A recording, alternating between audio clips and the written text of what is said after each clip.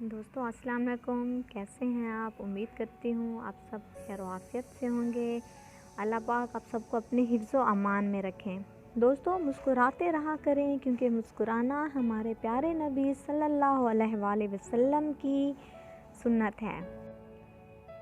माँ बाप वो वाहिद लोग होते हैं जो खुदा के बाद हमसे सबसे ज़्यादा मोहब्बत करते हैं।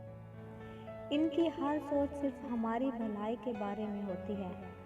औलाद की ज़िंदगी संवारने के लिए अपनी ज़िंदगी को साइड पे कर देते हैं।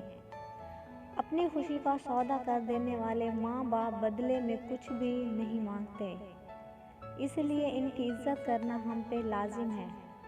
अगर वो कुछ गलत भी कर दें तो इनको इस चीज़ का कभी एहसास मत होने दो, क्योंकि वो भी इंसान हैं और गलतियां भी इंसान से ही होती हैं।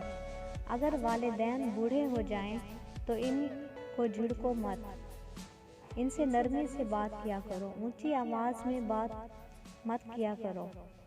मैंने बहुत से लोगों को देखा है माँ बाप से नाराज़ होकर इनको अकेला छोड़ देते हैं, इनको घर से निकाल देते हैं, अपनी पसंद की शादी करने पे माँ बाप के अगेंस्ट हो जाते हैं, अपनी पसंद इन पे थोप देते हैं। क्या इनका कोई हक नहीं? क्या ऐसे लोग इंसान कहने के लायक हैं? जिस माँ और बाप ने अपनी रातें तुम्हारे लिए जाग कर गुजारी, जो माँ बच्चे की ज़रा सी तकलीफ बर्दाश्त नहीं कर सकती, जो बाप औलाद की खुशी पर रोने लगता है, इनकी नाफरमानी करने वाली औलाद से अल्लाह क्या राज़ी होगा। इनके आगे ज़बान दराजी मत किया करो। माँ बाप की नाफरमानी करने वाला अल्लाह को सख्त नापसंद है। उसने ऐसे ही तो माँ के कदमों तले जन्नत और बाप की दुआ में कामयाबी नहीं रखी। इनको खुश रखो जितना हो सके, इनकी खिदमत करो, क्योंकि ज़िंदगी का क्या भरोसा, जाने कब साथ छोड़ जाए।